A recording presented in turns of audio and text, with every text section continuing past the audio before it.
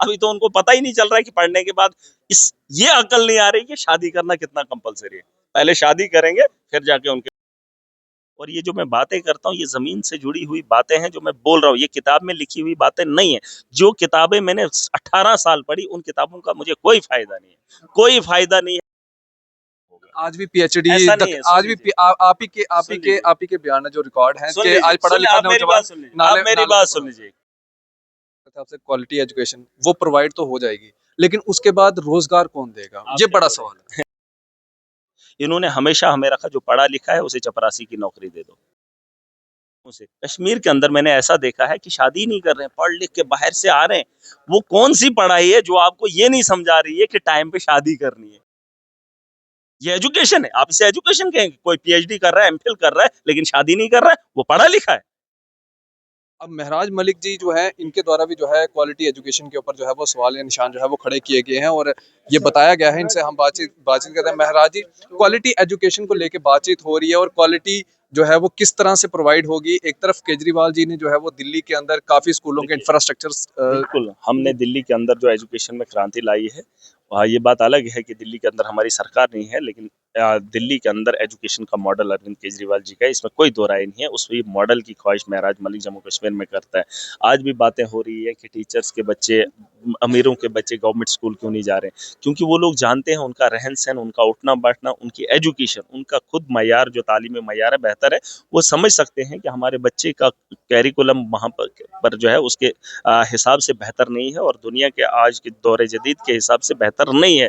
हम अपने बच्चे को उस किस्म का करिकुलम नहीं दे सकते, उस किस्म का नसाब नहीं दे सकते, इसलिए वो प्राइवेट पे जा रहे हैं। और प्राइवेट के अंदर भी गवर्नमेंट ने पिछले दिनों किया था कि वही करिकुलम होगा जो गवर्नमेंट में है, लेकिन फिर भी वो चोरी छिपे अपना करिकुलम पढ़ाते हैं, बच्चों को बेहतर तालीम देते हैं।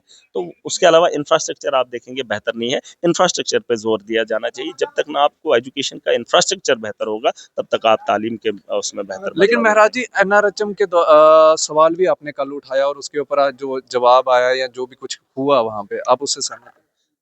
हाँ, देखिए सवाल किसने उठाया? हमने। हाँ। हम चाहते हैं कि जहाँ-जहाँ पोस्टें खाली हैं उन असामियों को पूरा किया जाना चाहिए। हमने बेहतर एक माहौल देना है, हेल्थ निज़ाम में बेहतरी होनी चाहिए, कमी नहीं होनी चाहिए। हमारे यहाँ एजुकेशन में कमी नहीं होनी चाहिए, हमारे बच्चे दर-दर नहीं होने चाहिए, उन्हें क्वालिटी ऑफ एजुकेशन चाहिए, बेहतर एजुकेशन चाहिए, स्किल एजुकेशन चाहिए। वरना आप ऐसे सवाल हमें पढ़ाते हैं जिन सवालों से ना आपको फ़ायदा ना मुझे।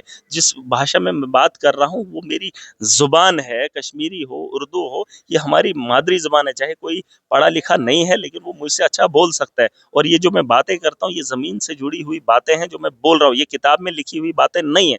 जो किताबें मैंने 18 साल पढ़ी उन किताबों का मुझे कोई फ़ायदा नहीं है, कोई फ़ायदा नहीं है। मैं चाहता हूँ कि क्वालिटी ऑफ एजुकेशन हो, एजुकेशन के अंदर बदलाव हो। रेवोल्यूशन तभी आएगा जब हम सोच बदलेंगे और इंफ्रास्ट्रक्चर का होना बहुत ही ज़रूरी है। देखिए इसके अलावा जम्मू कश्मीर में बहुत सारे मसले हैं, बहुत सारे मसले हैं, उन मसलों पे गौर किया जाना चाहिए। भाजपा 86 ठेके फिर से खोल रही है। मैं चाहता हूँ सरकार सुकूल बेहतर करे। सरकार जो है बेहतर नौजवानों के रोज़गार के बारे में सोचे।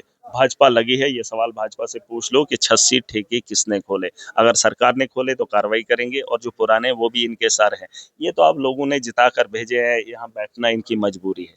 यहाँ तो बिठाना इनकी मजबूरी है, वरना इनको हाउस के अंदर आने की कोई ज़रूरत नहीं थी। अब लोगों की गलती है, वोट दे दिए है, असेंबली के अंदर इनको भेजा है। ये तो गलती लोगों की है। अब ये जो जितनी चीज़ें हैं इनको देखना ज़रूरी है। अब ये तो चलेंगे क्योंकि बीजेपी की सरकार है, मोदी की सरकार है और नीचे ये लोग जो है अय्याशी कर रहे हैं। वैसे मेरा सब क्वालिटी एजुकेशन तो मिल रही है, मिल जाएगी, देखिए लेकिन डेली वेजर्स के साथ-साथ देखिए होम गार्ड्स के लोग हैं वो और भी आरईटी पैटर्न पे हैं, आशा वर्कर हैं, जो छोटा वर्ग का जितना भी मुलाज़िम है, उनकी बात हो रही है। जितने भी कैजुअल लेबर्स हैं, जिन लोगों ने अपना वक़्त किसी भी डिपार्टमेंट में दिया है, उन लोगों के बारे में सरकार सोच रही है कि 20 तारीख को वो काम छोड़ो हड़ताल पर नहीं, जा अब रहे हैं। उनको काम छोड़ो हड़ताल नहीं करनी चाहिए, अब उनको काम करना चाहिए। ऐसा नहीं है कि वो हड़ताल करेंगे, लोगों को पानी नहीं होगा तो ये इलाके के अंदर एक अफरा-तफरी का माहौल होगा, वो अपना काम करें। उन लोगों ने वोट दिए हैं, सरकार को चुन लिया है और यहाँ पर उनके विधायक हैं, एमएलएज़ हैं, उनकी चुनी हुई सरकार है, सरकार से बात करें। हंगामा करने की ज़रूरत नहीं है, प्रोटेस्ट इस मसले में ना करें। कमेटी गठन हुई है, वो काम करेगी और मुझे यकीन है, मैंने कहा उनकी सैलरी में फिलहाल बढ़ोतरी हो तब तक के लिए, जब तक कमेटी बनेगी, ये वो बनेगी, उसके बाद देखेंगे। मेरा सब जिस तरह से हम सवाल कर रहे थे आपसे, क्वालिटी एजुकेशन वो प्रोवाइड तो हो जाएगी, लेकिन उसके बाद रोजगार कौन देगा, आप ये क्या बड़ा बोल सवाल है। रहे हैं? नहीं, आप क्या बोल, जब क्वालिटी ऑफ एजुकेशन होगी वो रोजगार खुद पैदा होगा। आज भी पीएचडी ऐसा नहीं है, सुन आज भी लीजिए, आप ही के सुन लीजिए, बयान है जो रिकॉर्ड है सुन कि लीजिए, आज पढ़ा लिखा आप मेरी नौजवान बात सुन लीजिए, नाले आप मेरी नाले में बात पड़ा सुन है। लीजिए। क्वालिटी ऑफ एजुकेशन एक तो ये होती है कि इंसान के पास अपना एक हुनर होता है, जो खानदानी होता है, जो खून के अंदर होता है, जो सोच में होता है, ठीक है? हमारे यहाँ क्वालिटी ऑफ एजुकेशन होती तो फिर ऐसे अनपढ़ लोगों से भीख मांगते। जब मैं भी था, मैं कुछ भी नहीं हूँ, मैं पढ़ा लिखा हूँ, 18 साल जब रगड़ा मैंने किया, जब मैंने देखा कि जिस आदमी से मैं गुहार लगा रहा हूँ, वो मेरे से कुछ नहीं है, वो तो कभी स्कूल गया ही नहीं। फिर मैं खुद अपने पैरों पे खड़ा होकर इस आह्वान में आया हूँ और आज उन नौजवानों के मुस्तकबिल के बारे में बात कर रहा हूँ। क्वालिटी ऑफ एजुकेशन इन्होंने नहीं दी। इन्होंने हमेशा हमें रखा जो पढ़ा लिखा है उसे चपरासी की नौकरी दे दो। चपरासी नहीं बनना है, जो वेल एजुकेटेड होगा वो अपने बारे में सोच सकता है। मैंने कल कहा, एक पढ़ा लिखा बच्चा जो नशा कर रहा है, उसे ये समझ नहीं आ रहा है मुझे करना क्या। और मेरे नौजवान, खासकर आप कश्मीर से, जम्मू से, कश्मीर के अंदर मैंने ऐसा देखा है कि शादी ही नहीं कर रहे हैं, पढ़ लिख के बाहर से आ रहे हैं। वो कौन सी पढ़ाई है जो आपको ये नहीं समझा रही है कि टाइम पे शादी करनी है? ये कोई एजुकेशन है? ये एजुकेशन है? आप इसे एजुकेशन कहेंगे? कोई पीएचडी कर रहा है, एमफिल कर रहा है, लेकिन शादी नहीं कर रहा है, वो पढ़ा लिखा है? पढ़ा लिखा वो है जिसे समझ होगी तालीम हासिल करने के बाद कि मुझे शादी करनी है कि नहीं करनी है। फिलहाल तो 40-40 साल की शादी नहीं कर रहे हैं, वो एजुकेशन है? उस होमगार्ड्स एजुकेशन को छोड़कर बेहतर एजुकेशन, क्वालिटी ऑफ एजुकेशन जिस दिन आएगी, जिस दिन नौजवानों को समझ आएगी कि हमें पढ़ने के बाद क्या करना है। अभी तो उनको पता ही नहीं चल रहा है कि पढ़ने के बाद इस ये अकल नहीं आ रही कि शादी करना कितना कंपलसरी है। पहले शादी करेंगे फिर जाके उनके बारे में होमगार्ड्स कल आपके पास आए थे, वो कह रहे थे कि हमारी आवाज कब उठाई जाएगी, और एसपीओस भी हैं। बिल्कुल बिल्कुल है। होमगार्ड्स की जहां तक बात है, 2700 रुपया देते हैं, ड्यूटी आज भी करते हैं। जिस तरह से पुलिस करती है, एसपीओस करते हैं, उसी तर्ज पे करते हैं। उनकी बात हमने दिल्ली में भी की थी, जब वो हमारे पास आए थे। वहां पर हमने हमारे सांसद जी जो संजय सिंह जी हैं, उनसे हमने बात की थी, मेमोरेंडम दिया है, हमने उनको लिखित में दिया है। उनकी आवाज को बुलंद करेंगे। ऐसा नहीं है, शायद अगर आपसे फिर मिलेंगे, आप पूछ लेना, दिल्ली के अंदर हमने संजय सिंह के साथ उनकी मुलाकात करवाई थी और उसके बाद उन्होंने वो कहा है कि हम वो बड़े ऐवान में बात करेंगे। तो यकीनन जो है, मैंने कहा, इस वर्ग का जितना भी मुलाजिम है, जितने भी लोग हैं यार, जो भी इंसान है, जिसको भी गवर्नमेंट ने लटका के रखा है, उन लटके हुए लोगों के लिए ये सरकार काम कर रही है। और ये लोग जो है ना, ये जो अंदर जो बैठे हैं, आप सुन लीजिए, मुझे ज्यादा सवाल मत कीजिए। ये जो लोग भेजे ना, ये लोगों ने चुनकर, हर आदमी ने वोट डाल के भेजा है और हर आदमी के मसले को बखूबी से जानते हैं।